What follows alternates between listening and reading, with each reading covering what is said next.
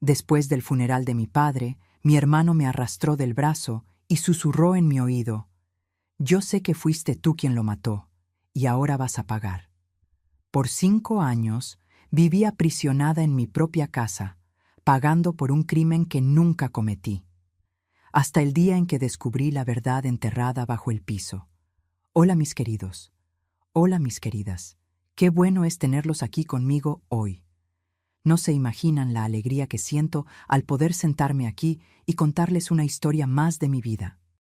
Pueden tomar su cafecito, acomodarse ahí, que hoy necesito compartirles una historia que cargo en el pecho desde hace muchos años. Mi nombre es Elena Martínez, tengo 72 años de edad y vivo aquí en Aguascalientes, en el corazón de México. Nací aquí mismo, en esta ciudad bendita de aguas termales y clima serrano que calma el alma. Hoy en día, paso mis días aquí en mi cocina calientita haciendo gorditas de maíz de verdad, de esas que la masa se pega en las manos y el olor a queso ranchero invade toda la casa. Miren, ¿hay algo mejor que el olor de gorditas horneándose en el comal de barro? Yo creo que no, ¿eh? Estoy aquí con las manos enharinadas, con mi delantal floreado lleno de manchas de masa y la cocina toda oliendo a queso y leña quemándose. Este comal de barro aquí al lado fue regalo de mi difunto padre hace más de 50 años. Está viejito, rayado, pero funciona de maravilla. Todos los días por la mañana lo prendo con cariño, coloco las brasas en el lugar correcto y empiezo a amasar mi hornada del día. Vendo mis gorditas allá en el tianguis del barrio, ¿saben? Es mi ganancia, mi independencia. Empecé a hacer esto hace unos 10 años, cuando descubrí que no se puede quedar una parada en casa esperando que la vida pase. Aprendí a hacer gorditas con mi madre, que Dios la tenga.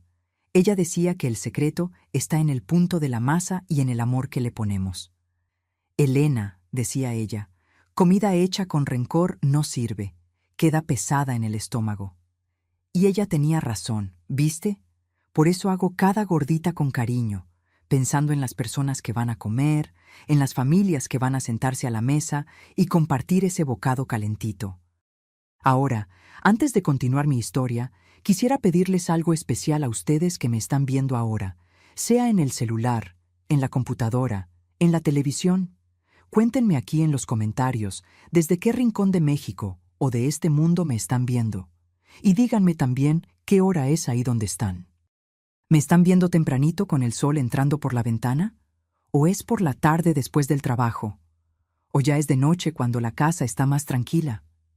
Leo cada comentario con cariño, ¿saben? Me imagino a ustedes ahí del otro lado y eso me hace una compañía tan bonita. Entonces vayan, escríbanme. Elena, te estoy viendo desde tu ciudad y aquí son las horario.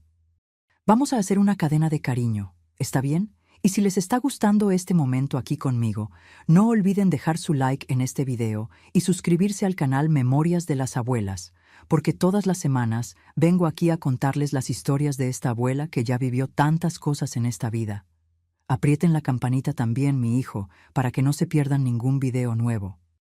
Pero saben, mis queridos, hoy necesito contarles una historia difícil, una historia que cambió mi vida completamente y me enseñó que a veces las personas más peligrosas son aquellas que duermen en el cuarto de al lado.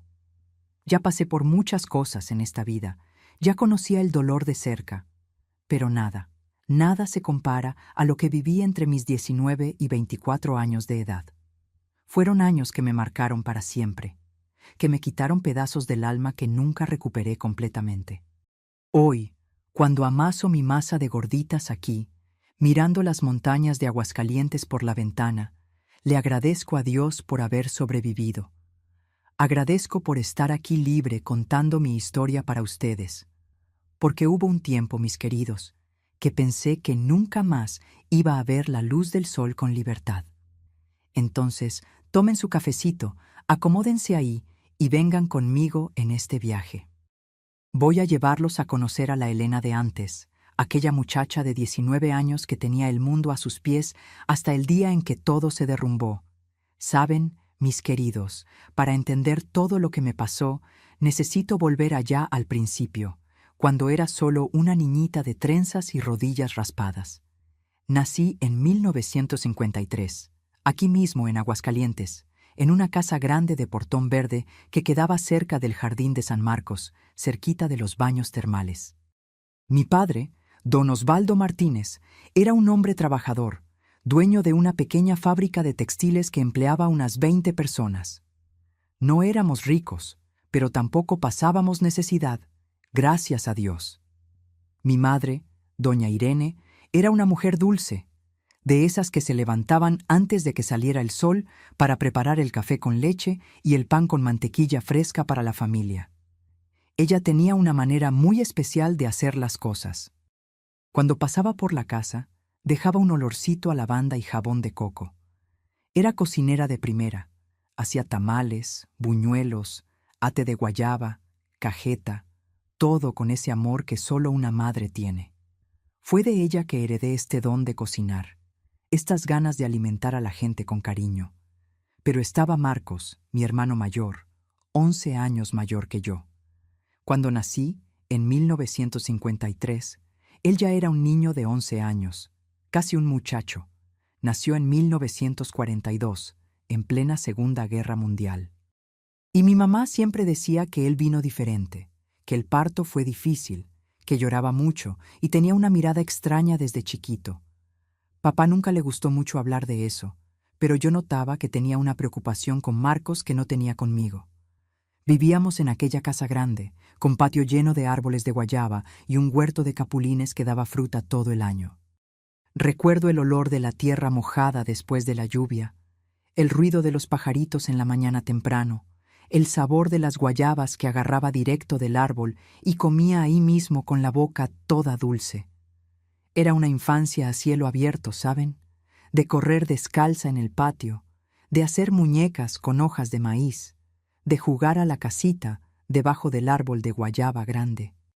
Tenía mis amiguitas de la vecindad, la Teresita, la Marlene, la Guadalupe, y pasábamos las tardes jugando a la ronda, brincando la cuerda, jugando a las escondidas por los patios. En ese tiempo, en Aguascalientes, la ciudad todavía era pequeña. Todos se conocían y los niños podían jugar en la calle sin miedo. Íbamos a traer agua a la fuente, agarrábamos guayabas del árbol del vecino, siempre con permiso, y volvíamos a casa solo cuando el sol empezaba a ponerse detrás de las montañas. Mi padre era mi héroe desde chiquita. Todos los días cuando llegaba de la fábrica, allá por las 6 de la tarde, yo corría a la puerta para abrazarlo.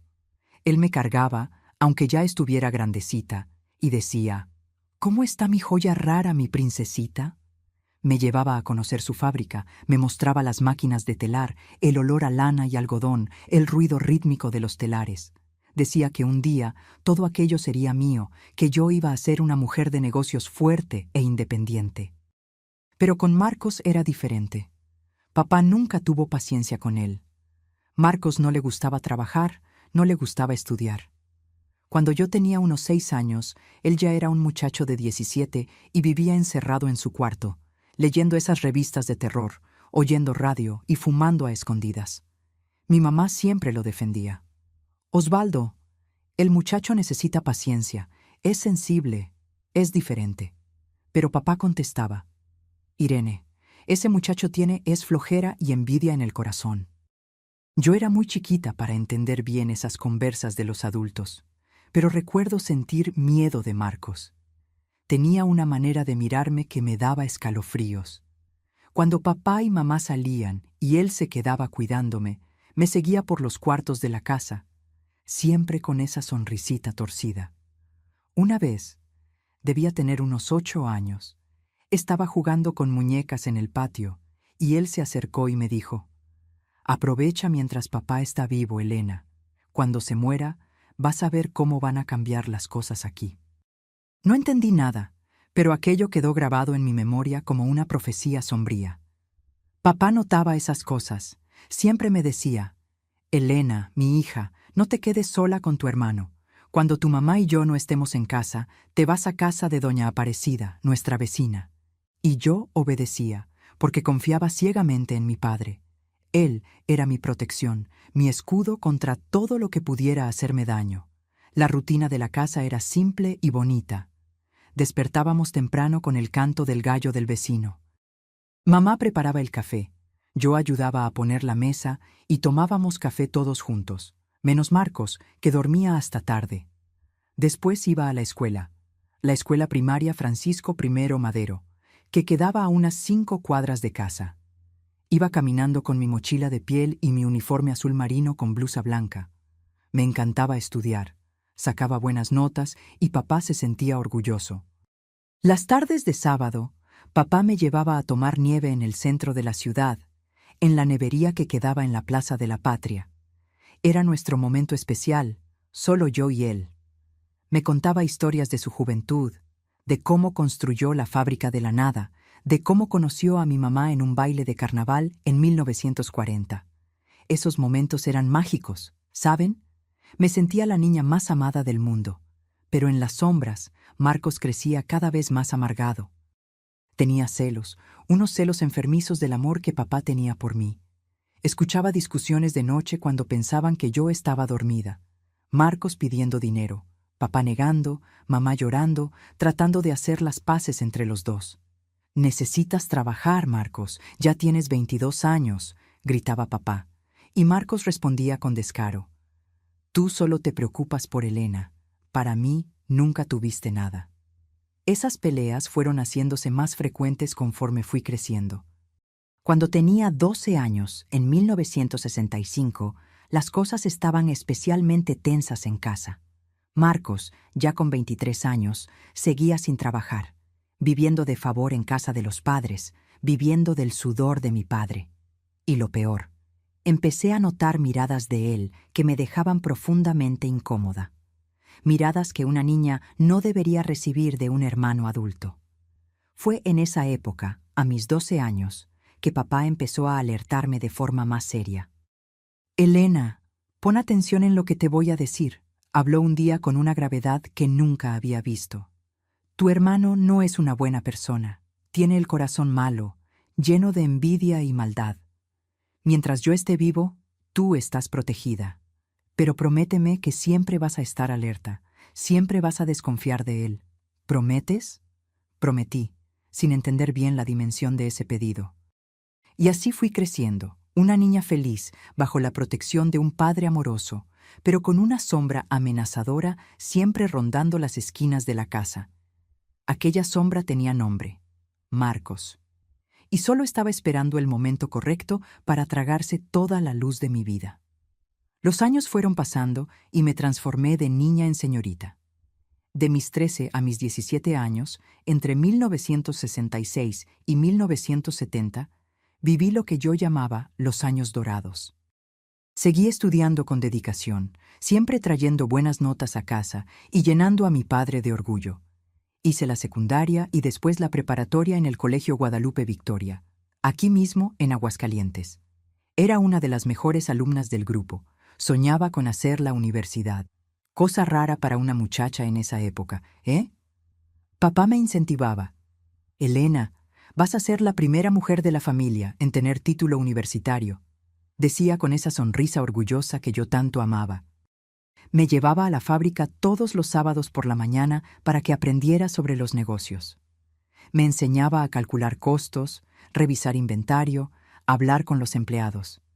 «Un día todo esto será tuyo, mi joya. Necesitas estar preparada», hablaba mientras me mostraba los libros de contabilidad. Nuestra rutina era de padre e hija enamorados el uno del otro, en el sentido más puro y bonito que existe. ¿Saben? Amor de familia verdadera. Todas las mañanas le preparaba su café como a él le gustaba, cargado, con 2 cucharadas de azúcar, servido en la taza de porcelana que había sido de su abuela. Papá tomaba el café, me acariciaba el cabello y decía: «Tú eres mi rayo de sol, Elena. Tú iluminas esta casa». Pero mientras yo crecía y florecía, Marcos se marchitaba en amargura. Ya se acercaba a los 30 años y seguía sin rumbo en la vida. No trabajaba, no estudiaba, no tenía novia. Vivía encerrado en su cuarto, oyendo radio, fumando cigarro tras cigarro, saliendo solo para beber en las cantinas de la ciudad. Papá ya había perdido las esperanzas con él. «Marcos, vas a acabar mal. Un hombre de 30 años que no hace nada en la vida es una vergüenza, oía a papá decir. Y Marcos respondía con rabia. No necesito hacer nada. Esta casa también es mía. Cuando usted se muera, voy a tener lo que me corresponde por derecho. Esas palabras me erizaban la piel. Cuando usted se muera. Hablaba de eso con una naturalidad aterradora, como si estuviera esperando, contando los días. Mamá ya había fallecido en 1968, cuando yo tenía 15 años. Un cáncer que se la llevó demasiado rápido. Después de que ella se fue, la tensión entre papá y Marcos empeoró mucho. Ya no había nadie que hiciera ese puente, ese intento de mantener la paz. En 1971, cumplí 18 años y realicé mi sueño. Pasé el examen de admisión para estudiar pedagogía en la Universidad Autónoma de Aguascalientes. Papá se puso tan feliz que hasta lloró. Mi hija va a ser maestra, mi Elena va a ser profesionista, gritaba por la casa. Me compró un bochito azul solo para mí, para que pudiera ir y volver de la universidad todos los días. Era usado, pero para mí era el mayor lujo del mundo. Todos los días me levantaba a las 5:30 de la mañana, tomaba café con papá, agarraba mi mochila de estudiante y manejaba por las calles de Aguascalientes hasta la universidad. Amaba esa rutina, amaba las clases, amaba los libros, amaba la sensación de estar construyendo mi futuro. Por la tarde, cuando volvía, papá siempre me esperaba en la ventana de la sala. «¿Y qué tal, mi profesionista? ¿Cómo estuvo el día?», preguntaba. Y yo le contaba todo, las materias, los profesores, las amigas nuevas que había hecho. Marcos odiaba verme feliz. Cuando llegaba de la universidad toda animada, me lanzaba miradas de puro veneno. Un día, lo recuerdo como si fuera hoy, estaba en la sala mostrándole a papá un examen de psicología de la educación donde había sacado 10. Papá estaba radiante, abrazándome, diciendo que era un orgullo. Marcos apareció en la puerta con esa cara amargada y soltó. «Aprovecha, queridita, mientras el viejo está vivo para mimarte». Papá se puso rojo de rabia. «Quítate de mi vista, Marcos. Eres una desgracia en esta familia», gritó. Marcos dio una sonrisa torcida y volvió a su cuarto. Aquello me dejó inquieta el resto del día. Había algo en su voz, en esa manera de decir «mientras el viejo está vivo», que parecía una amenaza velada. Papá empezó a volverse aún más protector conmigo. Tenía presión alta, tomaba medicamento todos los días. Enalapril, si no me equivoco. Era religioso con la medicación. Todas las mañanas, después del café, abría el gabinete de la cocina y tomaba las pastillas. Yo misma organizaba su medicina en una cajita separadita con los días de la semana marcados. Hacía eso con todo el cuidado del mundo, porque sabía que su salud dependía de aquello. Pero empecé a notar cosas extrañas. En enero de 1972, cuando yo tenía 19 años y estaba en el segundo semestre de la universidad, papá empezó a sentirse mal con frecuencia. Dolores de cabeza, mareos, náuseas. «Debe ser el calor, hija. Este verano está muy fuerte», decía. Pero yo veía que estaba diferente. Pálido, débil, con ese sudor frío en la frente. Una mañana, allá por finales de enero, papá tomó el café que yo le había preparado. Café con leche, pan con mantequilla y cajeta, como a él le gustaba. Estábamos conversando sobre la graduación, que sería dentro de 3 años. «Voy a estar en primera fila, Elena, con traje nuevo, tomándole fotos a mi hija con toga y birrete», dijo con esa sonrisa que iluminaba el mundo. De repente, su rostro cambió. Se puso blanco, blanco como el papel. Se llevó la mano al pecho y dijo con la voz perdida: «Elena, hija». Me levanté de la silla de un salto. «Papá, ¿qué pasa, papá?». Intentó decir algo más, pero las palabras no salieron. Sus ojos se quedaron vidriosos y entonces cayó. Cayó de la silla duro, como un peso muerto ahí en el piso de la cocina. Grité tanto que la vecina, doña Aparecida, escuchó desde lejos y vino corriendo. Llamó al hospital. Vino ambulancia, vino doctor, vino un montón de gente. Yo estaba arrodillada en el piso, agarrando la mano de mi padre, sintiendo cómo se iba poniendo helada en las mías. «Papá, no, no me dejes, papá», lloraba, suplicaba, pero él ya no respondía. El médico llegó, intentó reanimar, pero fue inútil. «Fue fulminante, señorita, infarto cardíaco. Ya estaba muerto cuando llegó la ambulancia. Mi pésame». No lo creí. No podía ser verdad. Mi padre, mi héroe, mi protector, no podía haberse ido así, de repente, sin siquiera despedirse. Solo tenía 52 años, era saludable, cuidaba la presión, hacía todo bien. Marcos apareció en la cocina. Había escuchado toda la confusión, pero se había tardado en bajar. Cuando vio el cuerpo de papá en el piso, cubierto con una sábana blanca, no lloró, no demostró nada. Se quedó ahí parado, mirando, y entonces me miró a mí. Fue una mirada que nunca voy a olvidar. Una mirada fría, calculadora, casi satisfecha. Los días siguientes fueron un borrón de dolor. Velorio, misa de cuerpo presente, entierro. Estaba drogada de tanto dolor, de tanto llorar. Había tomado un calmante que el médico me dio y flotaba en un estado de semi-inconsciencia. Recuerdo gente pasando, dando el pésame, diciendo: «Tu mamá y tu papá están juntos ahora en el cielo». Recuerdo el ataúd bajando a la tierra. Recuerdo tirar la primera flor encima del ataúd y sentir que mi mundo se había acabado. Durante el velorio, Marcos se quedó en un rincón fumando. No lloró ni una lágrima. La gente comentaba: «Qué hijo frío, ni llora por su propio padre». Pero a él no le importaba. Solo me miraba, me observaba, como un depredador observa a una presa herida. Cuando volvimos a casa después del entierro, el sol se estaba poniendo. La casa estaba vacía, silenciosa. Por primera vez en la vida, estaba sola con Marcos, completamente sola, sin papá para protegerme, sin mamá para hacer las paces. Solo yo y él, en aquella casa grande y helada. Yo estaba en la sala, todavía de luto, todavía aturdida por el dolor y los calmantes. Marcos cerró la puerta del frente con llave.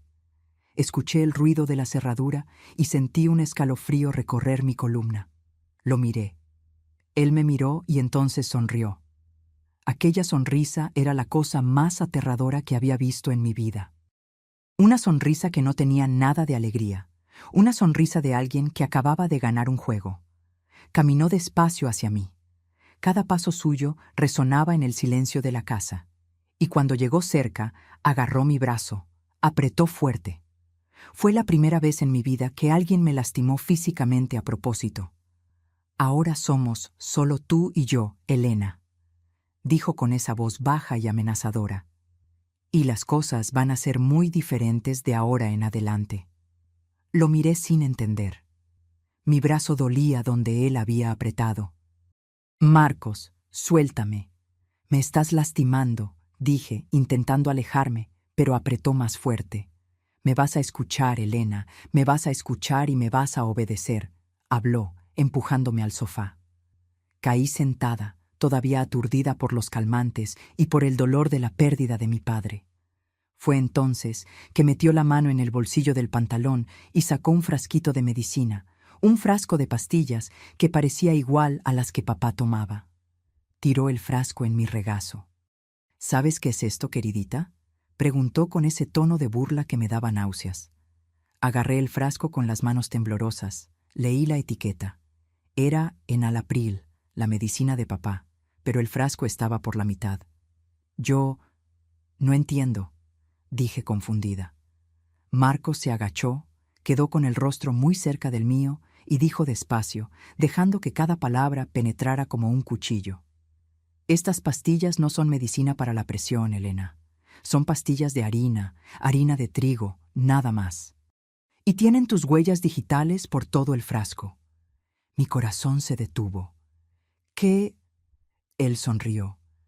«Te vi cambiando las medicinas de papá, Elena. Te vi agarrando los comprimidos verdaderos y poniendo estas pastillas falsas en su lugar. Por eso tuvo el infarto, porque tú, con tus propias manos, le quitaste la medicación que lo mantenía vivo. Tú mataste a nuestro padre». No, grité, levantándome del sofá de un salto. Yo nunca haría eso. Yo amaba a papá. Yo nunca cambié ninguna medicina. Pero Marcos solo rió. Una risa baja, cruel, que resonó por la sala vacía. No importa lo que digas, Elena. Lo que importa es lo que yo vi, y lo que la policía va a creer cuando les muestre este frasco. Tus huellas digitales están en todo. Tú organizabas sus medicinas, ¿recuerdas? Tus impresiones digitales van a coincidir perfectamente. Empecé a llorar.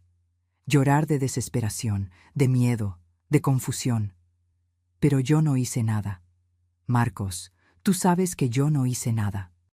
Se acercó de nuevo, agarró mi barbilla con fuerza, me obligó a mirarlo a los ojos.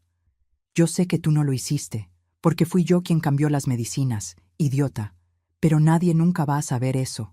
Las pruebas te señalan a ti, y si no haces exactamente lo que te mande de ahora en adelante, voy a la delegación mañana en la mañana y te entrego. Vas a ser arrestada, Elena. Vas a ser juzgada. Vas a pasar el resto de tu vida en la cárcel por parricidio. ¿Quieres eso? Mi mundo se derrumbó en ese momento. Tenía 19 años, acababa de perder a mi padre, y ahora estaba siendo chantajeada por mi propio hermano, un hermano asesino que me estaba culpando por su crimen. Caí de rodillas en el piso, sollozando. Por favor, Marcos, por favor, no me hagas esto. Se agachó, pasó la mano por mi cabello en un gesto que parecía cariñoso, pero era profundamente perturbador. No voy a hacer nada, siempre y cuando seas una buena niña, una niña obediente. En los días siguientes, mi vida se volvió una pesadilla despierta. Marcos estableció reglas, reglas que me transformaron de hija amada en prisionera de la propia casa. A partir de hoy, no sales más de esta casa sin mi permiso, dijo. No vas más a la universidad, no vas a tener más amigas, no vas a hablar con nadie. Esta casa necesita una dueña, y tú vas a ser esa dueña. Vas a cocinar, limpiar, lavar, planchar, y de noche vas a cumplir otros deberes también. No necesito entrar en detalles sobre lo que quiso decir con otros deberes, pero ustedes que me están escuchando, ustedes que son inteligentes, entienden. Me transformó en algo que una hermana nunca debería ser obligada a hacer. Y usaba ese frasco de medicina falsa como arma constante contra mí. ¿Recuerdas que puedes ser arrestada en cualquier momento? Decía siempre que yo lloraba, siempre que intentaba resistir. Desconectó el teléfono de la casa. No necesitas hablar con nadie, dijo. Encerró mi bochito azul, aquel regalo de papá, en la cochera y escondió las llaves. No vas a necesitar salir. Despidió a doña Queta, que trabajaba como empleada doméstica en casa 2 veces por semana. No necesitamos extraños aquí. Así garantizó que quedara completamente aislada del mundo. Todas las mañanas despertaba temprano, aunque sin haber dormido bien. El cuarto que había sido mío, con mis cosas de niña, mis libros de escuela, mis sueños de ser maestra, se volvió solo un recuerdo distante. Ahora dormía donde él mandaba, despertaba cuando él mandaba, hacía lo que él mandaba. Preparaba café, pero no conseguía comer. Preparaba comida, pero la comida tenía sabor a ceniza en mi boca. Limpiaba toda la casa, pero por dentro me sentía cada vez más sucia, cada vez más quebrada. Las amigas de la universidad intentaron llamarme los primeros días, pero el teléfono estaba desconectado. Teresita, mi amiga de la infancia, tocó la puerta una vez. Marcos me mandó quedarme callada en el cuarto mientras él atendía. Lo escuché decir: Elena está de luto, no quiere ver a nadie, pide que se alejen por ahora. Y ella se fue. Nadie insistió, nadie sospechó. Los meses fueron pasando y yo fui consumiéndome. Perdí peso, me salieron ojeras profundas, el cabello sin brillo. Cuando me miraba al espejo, cosa que evitaba hacer, no reconocía más a la muchacha que había sido. Aquella Elena alegre, llena de sueños, que iba a la universidad cantando en el bocho, había muerto junto con su padre. En su lugar quedó un fantasma obediente, asustado, quebrado. Marcos me humillaba constantemente. Eres inútil, decía cuando la comida no estaba como él quería. Deberías agradecer que no te he entregado a la policía todavía, hablaba cuando yo lloraba. No sirves para nada más. Al menos aquí tienes utilidad, se burlaba cuando me veía limpiar el piso de rodillas. Intenté pedir ayuda una vez. Fue unos 6 meses después de la muerte de papá. Marcos había salido a comprar cigarros a la tienda de la esquina y se había olvidado de cerrar la puerta con llave. Vi la oportunidad y corrí a casa de doña Aparecida, la vecina. Toqué su puerta desesperada. Cuando abrió, intenté hablar, intenté contar, pero las palabras se me atoraban en la garganta. Doña Aparecida, mi hermano, él... Pero ella me interrumpió con una sonrisa de lástima. Ya sé, hija, estás sufriendo mucho por la pérdida de tu padre. Es difícil, pero va a pasar. Ya verás, tu hermano te está cuidando bien. No entendió. Pensó que solo estaba de luto. Antes de que pudiera explicar bien, Marcos apareció. Me había seguido. Ah, Elena vino a hacer una visitita. Qué bueno que saliste un poco de casa, hermanita, pero vamos a volver. Ya es hora de comer, dijo con ese tono falso de hermano cariñoso, y me agarró del brazo, de esa manera que parecía cariñosa por fuera pero que apretaba fuerte, dejando marca, y me llevó de vuelta. Cuando llegamos a casa, me encerró en el cuarto por 3 días. 3 días sin comida, solo agua. Para que aprendas a no intentar escaparte de nuevo, dijo por la rendija de la puerta. Cuando finalmente me soltó, estaba tan débil que apenas podía estar de pie. ¿Aprendiste la lección?, preguntó. Solo moví la cabeza. Había aprendido. Había aprendido que no había salida, que nadie me iba a salvar, que estaba sola en ese infierno. La universidad mandó una carta. Tenía demasiadas faltas. Iba a reprobar el semestre, a perder la plaza. Marcos leyó la carta, la rompió frente a mí y tiró los pedazos a la basura. Ya no necesitas universidad. Tu vida ahora es aquí conmigo, dijo. Y ahí murió mi último hilo de esperanza, mi sueño de ser maestra, de tener título, de hacer orgulloso a mi padre. Todo eso se volvió polvo. Los años empezaron a pasar en esa rutina macabra. 1972 se volvió 1973. 1973 se volvió 1974. Iba haciéndome más vieja, más apagada, más muerta por dentro. Había días que pensaba en desistir de todo, en dejar que todo acabara. Pero algo pequeñito dentro de mí, alguna chispa terca que se negaba a apagarse completamente, me mantenía respirando, me mantenía despertando todos los días, me mantenía obedeciendo sus órdenes mientras esperaba. Esperaba por algo, algún milagro, alguna salida. Pero en ese momento, en 1974, cuando tenía 21 años y ya habían pasado 2 años en ese cautiverio disfrazado de casa, la salida parecía más distante que nunca. Los años empezaron a pasar en esa rutina macabra. 1972 se volvió 1973. 1973 se volvió 1974. Iba haciéndome más vieja, más apagada, más muerta por dentro. Había días que pensaba en desistir de todo, en dejar que todo acabara. Pero algo pequeñito dentro de mí, alguna chispa terca que se negaba a apagarse completamente, me mantenía respirando, me mantenía despertando todos los días, me mantenía obedeciendo sus órdenes mientras esperaba. Esperaba por algo, algún milagro, alguna salida.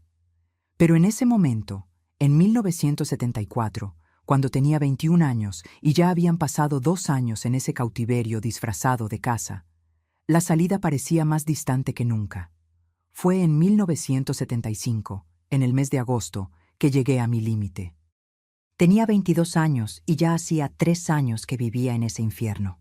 3 años de humillación, 3 años de miedo, 3 años siendo rehén en mi propia casa, 3 años despertando todos los días sin saber si iba a tener fuerzas para sobrevivir hasta la noche. Me había convertido en una sombra, un fantasma que andaba por los pasillos de aquella casa como si ya no tuviera alma. Había perdido casi 10 kilos. Mi cabello, que antes era grueso y brillante, estaba delgado y quebradizo. Mis uñas vivían rotas de tanto tallar el piso, lavar ropa, hacer todo el trabajo pesado de la casa. Aquella noche específica de agosto era 15 de agosto. Lo recuerdo porque era el cumpleaños de mi madre. Habría cumplido 58 años. Estaba en la cocina lavando los trastes de la cena. Mis manos estaban rojas y agrietadas de tanto lavar, tallar, limpiar. Tenía una herida abierta en el dedo pulgar que ardía cuando entraba en contacto con el jabón, pero no podía parar. Marcos estaba sentado en la mesa, fumando, observándome con esos ojos de víbora, esperando el momento correcto de dar el golpe.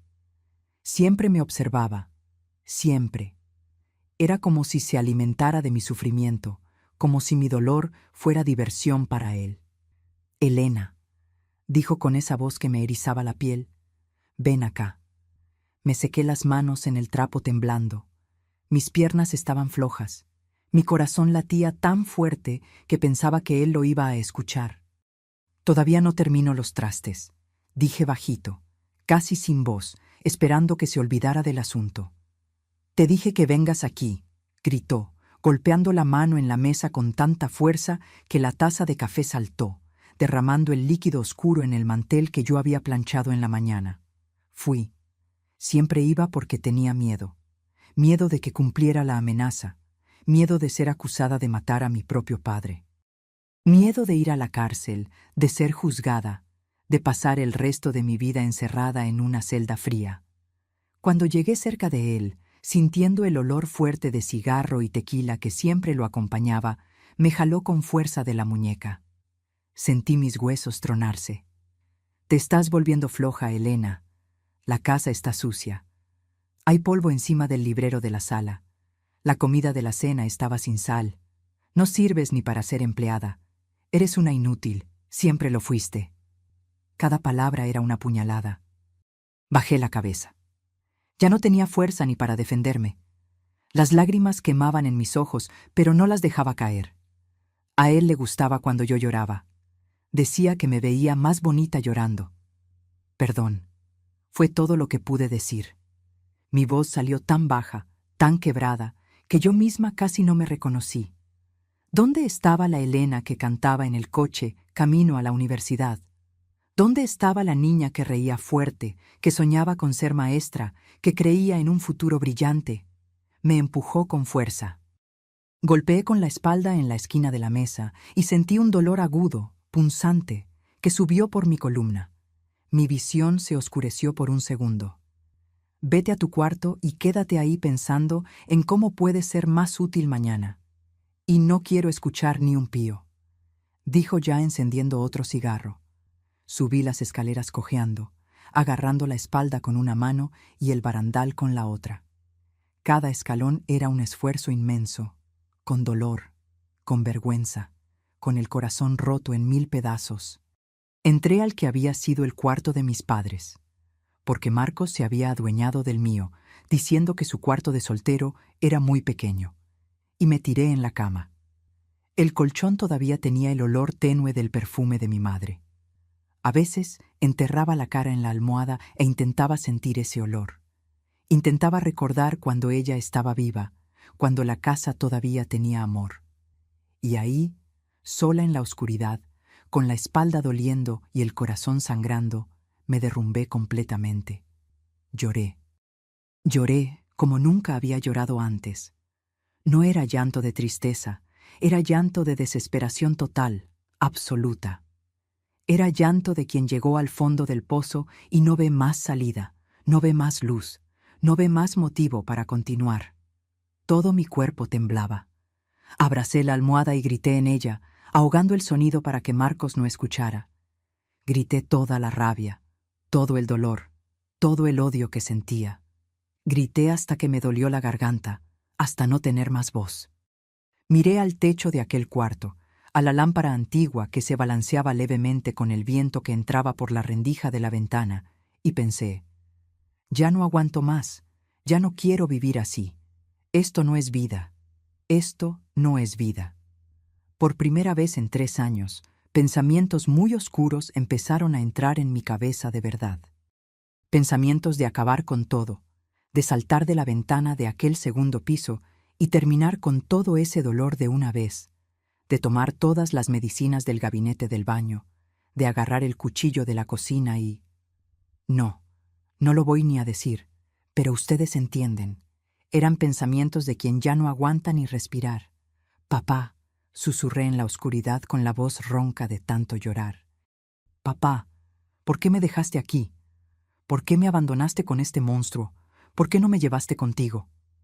Y entonces, por primera vez, empecé a sentir rabia. Rabia de mi padre por haberse muerto y dejarme sola. Rabia de mí misma por ser débil, por no poder defenderme, por obedecer como una perrita asustada. Rabia de Dios por permitir que esto me pasara. Rabia del mundo entero. Yo era una buena niña, grité al techo vacío, al cuarto oscuro, a la casa silenciosa. Nunca le hice mal a nadie. Iba a misa todos los domingos, ayudaba a los demás, obedecía a mis padres. ¿Por qué yo? ¿Por qué me está pasando esto a mí? Pero no había respuesta.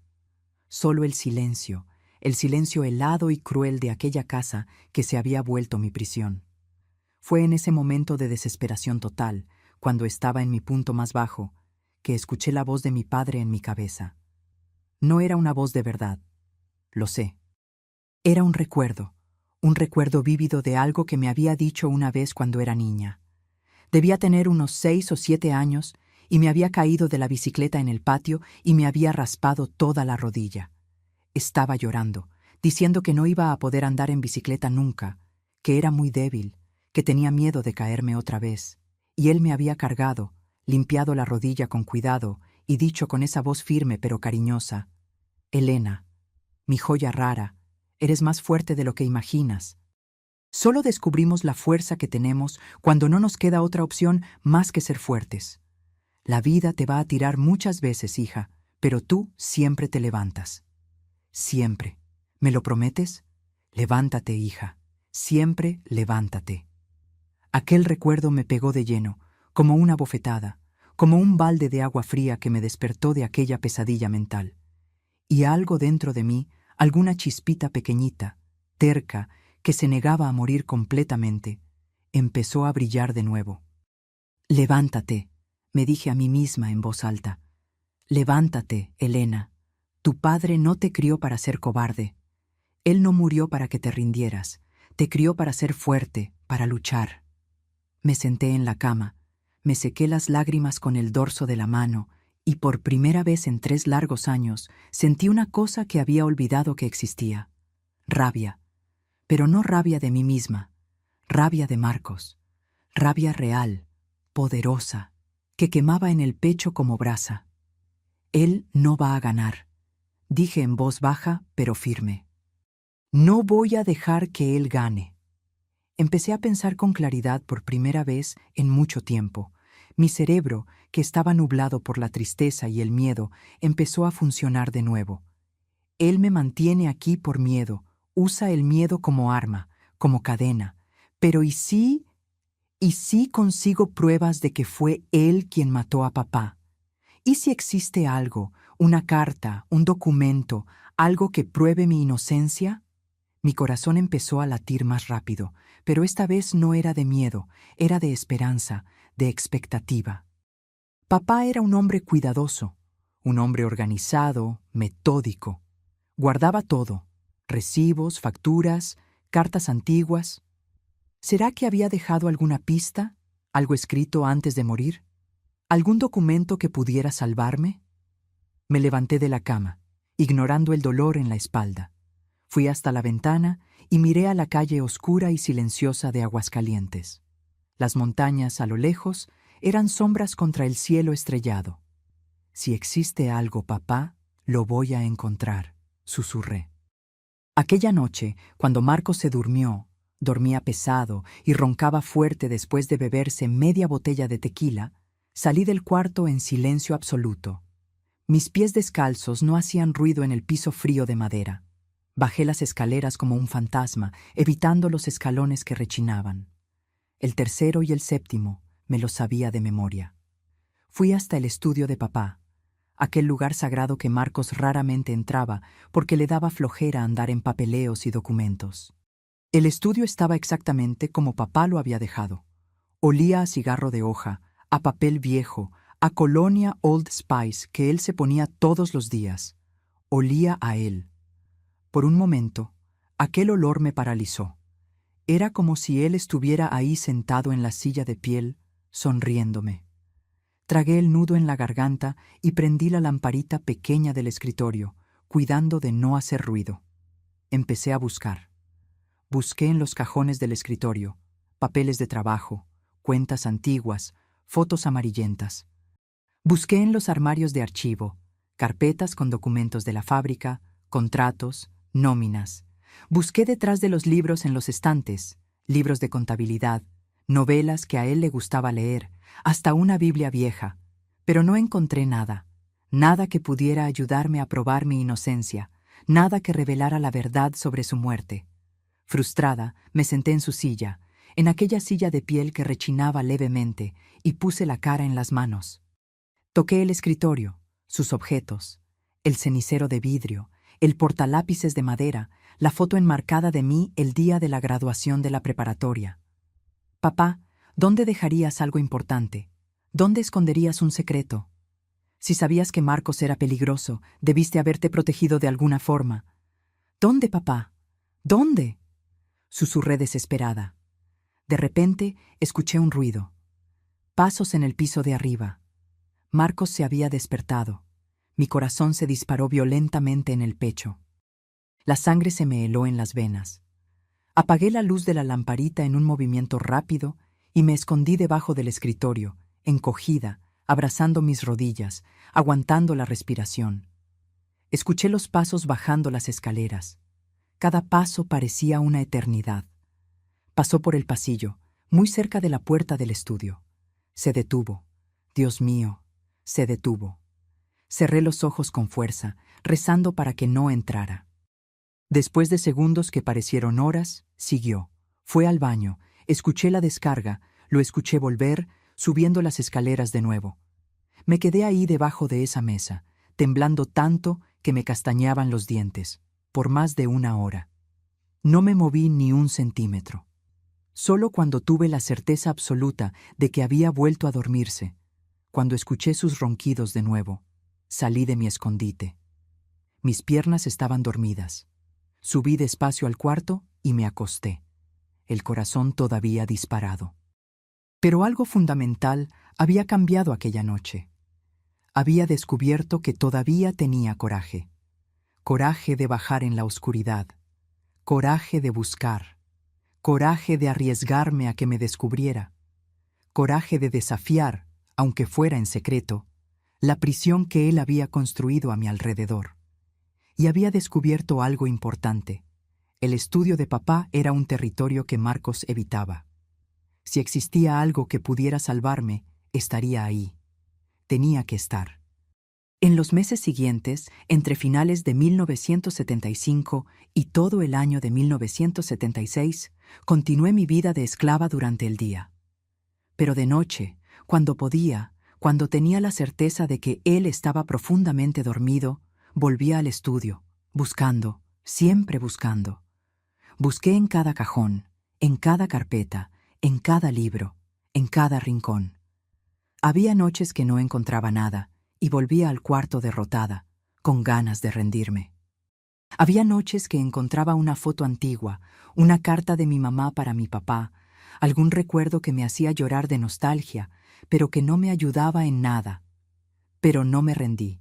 No podía rendirme porque ahora tenía un objetivo, un propósito, algo que me mantenía viva más allá del miedo, algo que me hacía despertar todos los días y seguir adelante.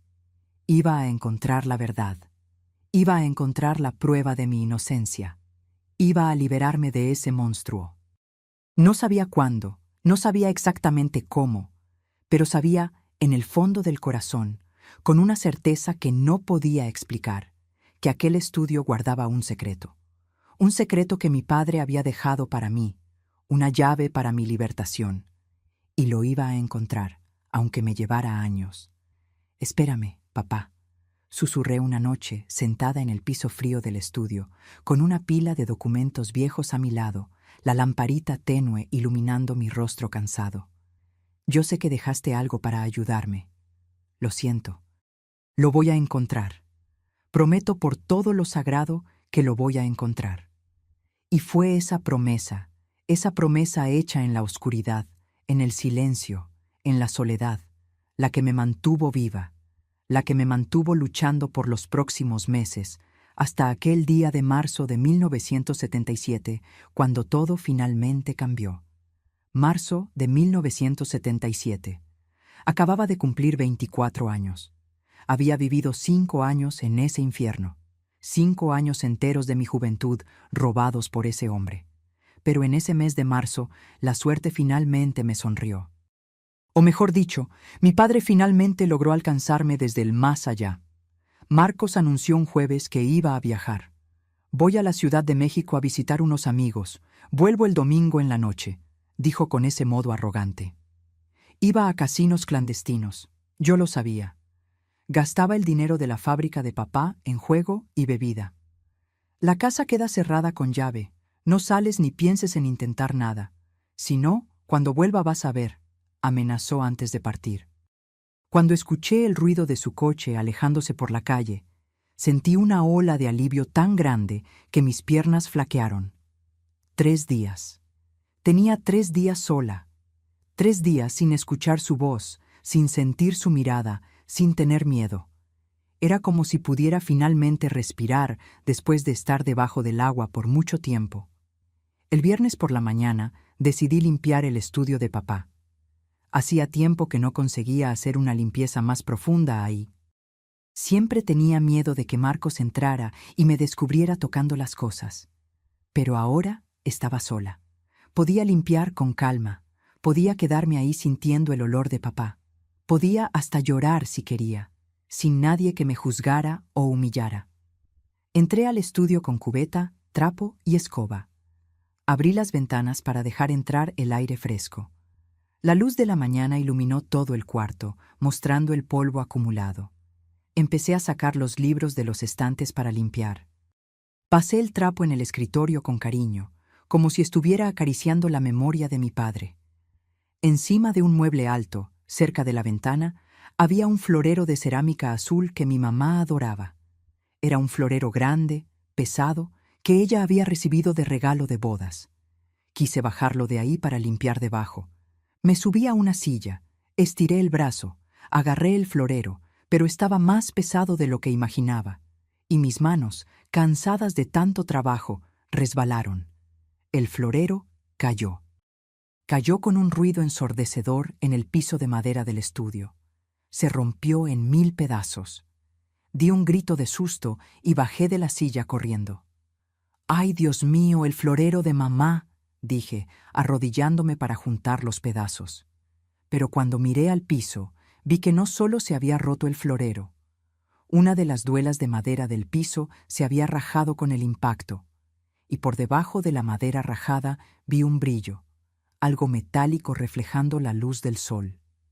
Mi corazón empezó a latir rápido. Con las manos temblando, jalé la duela de madera rajada.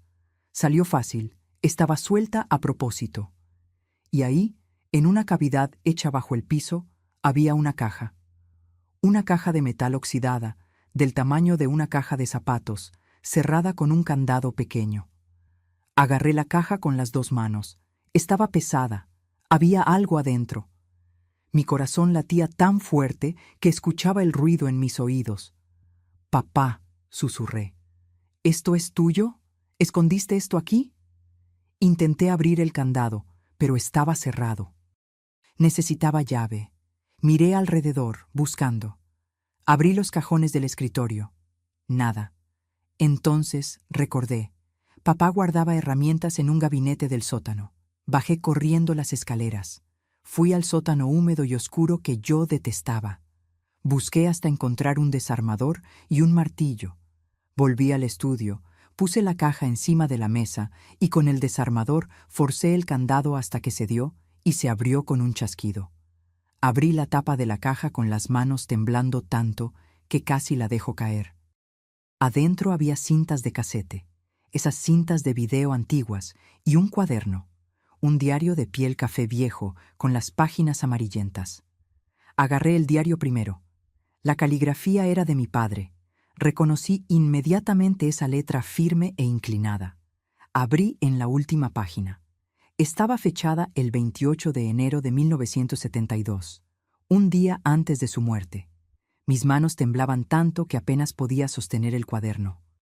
Leí en voz alta con la voz quebrada. Marcos me pidió dinero otra vez hoy, quinta vez este mes. Le negué. Dijo que me iba a arrepentir. Dijo que los accidentes pasan con gente vieja.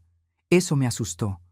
Hoy en la mañana, cuando tomé mi café, sentí un sabor extraño, amargo, diferente. Y por la tarde me sentí mal, mareos, náusea, sudor frío. No es normal. Fui a la farmacia y compré una camarita pequeña, de esas nuevas que graban en cinta. La instalé escondida dentro del gabinete de la cocina con un agujerito para la lente. Si Marcos está haciendo lo que creo que está haciendo, voy a tener prueba. Elena, mi hija amada, si estás leyendo esto, es porque pasó lo peor. Cuidado con tu hermano, es peligroso. La cinta está en esta caja. Úsala para protegerte. Úsala para probar la verdad. Te amo, mi joya rara. Tu padre que nunca te va a abandonar. Caí sentada en la silla, sollozando. Él sabía. Papá sabía que Marcos estaba tratando de matarlo y se había preparado. Había dejado pruebas para mí. Me había protegido, aunque sabía que iba a morir. Con las manos temblando, agarré una de las cintas. Estaba escrito en la etiqueta 29872, noche. Llevé la cinta a la sala. Teníamos una videocasetera vieja que casi nunca usábamos. Puse la cinta, apreté play y me senté en el sofá. La imagen apareció en la tele. Era la cocina de nuestra casa. La cámara estaba apuntando al gabinete donde se guardaban las medicinas. La imagen estaba oscura. Debía ser de noche. Pero entonces se prendió una luz y Marcos entró a la cocina. Mi sangre se heló. Lo vi todo. Lo vi mirar para atrás, revisar que nadie venía. Lo vi abrir el gabinete de medicinas. Lo vi agarrar el frasco de enalapril de papá. Lo vi, con toda la calma del mundo, abrir el frasco y vaciar las cápsulas en su mano. Una por una, abría las cápsulas rojas, tiraba el polvo blanco de la medicina a la basura y llenaba las cápsulas de nuevo con un polvo gris que sacaba de una bolsita. Veneno para ratas. Yo sabía porque cerró la bolsita y pude leer la etiqueta. Raticida, veneno. Después de llenar todas las cápsulas con veneno, cerró el frasco y lo puso de vuelta en el gabinete. Apagó la luz. Salió. La cinta siguió grabando la cocina vacía por algunos minutos más y entonces se acabó. Me quedé ahí paralizada, mirando la pantalla negra de la tele. Yo no había matado a mi padre. Nunca había cambiado ninguna medicina. Fue él. Fue Marcos quien asesinó a nuestro padre, lo envenenó lentamente, día tras día, hasta que su corazón ya no aguantó más. Y después me culpó, me chantajeó, me transformó en esclava por 5 años, basado en una mentira. El dolor que sentí en ese momento es indescriptible. Dolor de saber que mi padre había sido asesinado. Dolor de saber que había sufrido por 5 años sin motivo. Pero junto con el dolor vino una rabia gigantesca que quemaba en el pecho como fuego. Agarré el teléfono que Marcos había desconectado hacía 5 años y lo conecté de nuevo en el enchufe. Marqué a la policía con los dedos temblando. Bueno, necesito denunciar un asesinato. Tengo pruebas, tengo el video. Dije y di la dirección. Los policías llegaron en media hora, 3 hombres de uniforme. Mostré la cinta, mostré el diario. Conté todo, los 5 años de cautiverio, el chantaje, la mentira. Escucharon todo, vieron el video, quedaron en shock. Va a necesitar dar su declaración formal, señora, pero con estas pruebas vamos a arrestar a su hermano en cuanto regrese, dijo el delegado. El domingo en la noche, cuando Marcos volvió del viaje, yo estaba preparada. La casa estaba oscura cuando entró. Escuché la llave en la puerta, escuché sus pasos. Elena, ¿dónde está mi cena? Inútil, gritó como siempre gritaba. Prendí la luz de la sala y él vio a 3 policías sentados en el sofá, al delegado de pie a mi lado, y en la tele, la imagen de él abriendo las cápsulas de medicina y poniendo veneno adentro, pasando en repetición. Su cara se cayó, el rostro se puso blanco. Me miró, luego a los policías, luego a la tele. Intentó correr, corrió hacia la puerta, pero los policías fueron más rápidos. Lo tiraron al piso, lo esposaron, lo levantaron a la fuerza. «Está arrestado por el asesinato de Osvaldo Martínez», dijo el delegado. Marcos me miró con odio. «Maldita perra, me las vas a pagar», gritó mientras era arrastrado afuera. Pero no sentí miedo. Por primera vez en 5 años lo miré sin miedo. «Tú ya pagaste, Marcos. Te vas a pudrir en la cárcel», dije con voz firme. Fue juzgado 3 meses después. Con el video y el diario como prueba, el jurado no tuvo duda. 30 años de prisión por homicidio calificado. Heredé todo: la casa, la fábrica, el dinero. Pero la mayor herencia que recibí no fue material. Fue saber que mi padre, aunque muerto, me había cuidado. Me había dejado la llave para mi libertad. Me había protegido hasta el fin. Y aquí estoy yo, mis queridos, 48 años después de aquella noche que cambió todo. 48 años de libertad. Todavía vivo aquí, en Aguascalientes, en la misma ciudad donde nací, donde sufrí y donde renací. No pude salir de aquí. Estas montañas, estas calles, esta tierra, todo esto es parte de mí, de lo bueno y lo malo que viví. La casa donde viví con mi padre y donde sufrí en las manos de Marcos, la vendí luego después del juicio. No podía más pisar ahí sin sentir el peso de todos esos años. Con el dinero de la venta y de la herencia, compré esta casita simple donde vivo hoy, en un barrio tranquilo, con vecinos que se volvieron mi familia. Es una casa chiquita, solo 3 cuartos, pero tiene una cocina maravillosa con aquel comal de barro que papá me dio. Ese me lo traje conmigo. No pude deshacerme de él. Es mi conexión con los días buenos. La fábrica de papá la mantuve por unos 15 años. Aprendí a administrar, contraté un gerente de confianza y llevé el negocio en memoria de él. Pero en 1992, cuando cumplí 39 años, decidí vender. Quería simplicidad, quería paz, quería despertar todos los días sin el peso de administrar empleados y tratar con proveedores. Invertí el dinero de la venta y vivo de los rendimientos. No es mucho, pero me basta. Lo que me llena de verdad, lo que me da alegría de verdad, es este negocito de gorditas.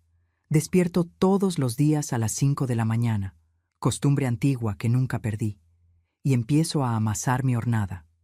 El olor del queso ranchero, el ruido de la masa cayendo en la batea de madera, el calor del comal de barro, todo eso me calma el alma. Es como una meditación, ¿saben? Cada gordita que hago con las manos es una oración de gratitud por estar viva, por estar libre. Todos los martes y sábados cargo mis bolsas térmicas y voy al tianguis del mercado municipal. Armé una mesita simple con un mantelito de cuadritos rojos que yo misma bordé y me quedo ahí de las 7 al mediodía vendiendo mis antojitos. La gente ya me conoce. «Doña Elena, guárdeme 2 bolsitas. Doña Elena, las de la semana pasada estuvieron divinas. Cada cliente que vuelve es una victoria. Cada sonrisa que recibo es un recordatorio de que yo gané. Me casé a los 32 años en 1985. Conocí a Geraldo en una misa de domingo. Era viudo, 10 años mayor que yo, hombre simple, carpintero de profesión. Fue él quien hizo mi mesita del tianguis, quien construyó los gabinetes de mi cocina. Le conté mi historia desde el principio del noviazgo. No quería secretos. Me escuchó, agarró mi mano y dijo: «Sobreviviste, Elena. Eso te hace la mujer más fuerte que conozco». Estuvimos casados por 23 años hasta que partió en 2008 de un derrame. Lo extraño todos los días. No tuve hijos. Intentamos, pero no vino. ¿Y saben qué? Hoy le agradezco a Dios. Creo que Dios sabía que yo necesitaba sanarme primero. Necesitaba aprender a ser Elena de nuevo antes de ser madre. Pero tengo sobrinos, hijos de primos, que me visitan, me llaman tía abuela, me llenan de cariño. Tengo a la hija de Geraldo de su primer matrimonio, Luciana, que me trata como mamá. Viene aquí todas las semanas, trae a sus nietos, bisnietos de consideración, y la casa se llena de risas de niños. En esos momentos miro alrededor y pienso, papá, lo logré, yo gané. Mantengo una rutina sagrada. Los lunes es día de ir al cementerio. Visito la tumba de papá, llevo flores frescas, limpio la lápida. Converso con él. Le cuento cómo estuvo la semana. Le cuento cuántas gorditas vendí. Me quejo de la rodilla que duele cuando va a llover. Y le agradezco. Le agradezco por el coraje que me dio, por las pruebas que dejó, por el amor que tuvo, aunque sabía que iba a morir. Los miércoles por la tarde es el día del grupo de oración de la iglesia. No soy beata, pero me gusta estar con esas señoras de mi edad, rezando el rosario, conversando sobre la vida. Ellas saben mi historia. Todos en Aguascalientes saben, pero nunca me trataron con lástima. Me tratan con respeto, hasta con admiración. Los viernes en la noche es sagrado. Hago mi cena simple: arroz, frijoles, un huevo frito, una ensaladita. Me siento en la butaca de la sala con mi tejido y veo mi novela. Son los pequeños placeres, ¿saben? Los lujos simples de una vida libre. Poder comer a la hora que quiero, dormir sin miedo, despertar sin sobresalto. Eso no tiene precio. Cuando me miro al espejo hoy, veo a una señora de cabellos blancos, rostro marcado por el tiempo, manos callosas de tanto trabajo, pero veo también a una sobreviviente. Veo fuerza, veo dignidad. Las cicatrices del pasado están aquí, algunas visibles, otras no. Pero hoy las cargo con orgullo, porque cada una de ellas cuenta la historia de cómo no me rendí. Marcos murió en la prisión en 2003, después de 26 años preso. Infarto. No fui a su entierro. No sentí nada cuando me enteré. Ni rabia, ni alivio, ni tristeza. Nada. Él ya no tenía más poder sobre mí desde hacía mucho tiempo. ¿Perdonar? No sé si perdoné, pero lo superé. Y eso para mí ya es suficiente. Hoy, cuando amaso mis gorditas aquí en esta cocina calientita, con olor a leña y queso en el aire, sonrío. Sonrío porque soy libre. Sonrío porque soy dueña de mi tiempo, de mi vida, de mis decisiones. Sonrío porque, contra todas las probabilidades, sobreviví. Y no solo sobreviví, viví, gané, soy feliz. Mis queridos, si hay alguien ahí escuchándome ahora que está siendo chantajeado por alguien de la propia familia, necesito decirles algo. La verdad siempre encuentra una manera de salir a la luz. Siempre. Puede tardar 5 años, puede tardar 10, pero sale. Y cuando salga, necesitas estar lista para usarla como arma. Yo pasé 5 años creyendo una mentira, 5 años con miedo de ser arrestada por algo que no hice. 5 años obedeciendo a un monstruo porque pensé que no había salida. Pero ¿saben qué aprendí? El manipulador tiene miedo de ser descubierto. Usan el miedo como cadena, pero la cadena es falsa. Es fragilidad disfrazada de poder. Si alguien en tu familia te está manteniendo rehén, con amenazas, con chantajes, con mentiras, escucha lo que te voy a decir. Busca pruebas. Busca la verdad.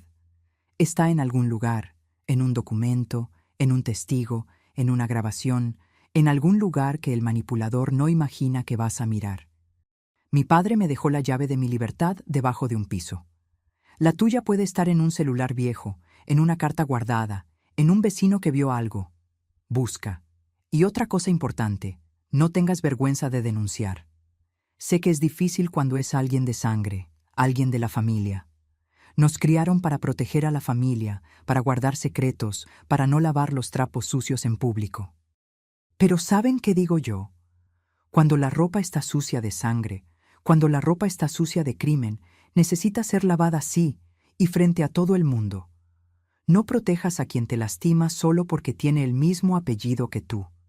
Yo descubrí que fuerza no es aguantar callada. Fuerza es levantarte, buscar ayuda, gritar cuando se necesita. Fui débil por 5 años pensando que estaba siendo fuerte. Solo fui fuerte de verdad el día que llamé a la policía y dije, tengo pruebas, vengan a ayudarme. Y para las autoridades de cada país que puedan estar escuchándome, crean en las víctimas, investiguen. No siempre la víctima de manipulación psicológica tiene marcas en el cuerpo. A veces las marcas están todas por dentro, pero son tan reales como cualquier herida que sangra. Quiero agradecerles por haberse quedado aquí conmigo hasta el final de esta historia tan dolorosa. Sé que no fue fácil de escuchar. Imaginen para mí contarla. Pero la cuento porque alguien necesita escucharla. Alguien ahí está sufriendo callada y necesita saber que hay salida. Ahora, si realmente me escucharon hasta ahora, suscríbanse al canal Memorias de las Abuelas. Denle like al video y comenten a qué hora están terminando de ver este video. Gracias por el cariño. Hasta pronto. Los quiero.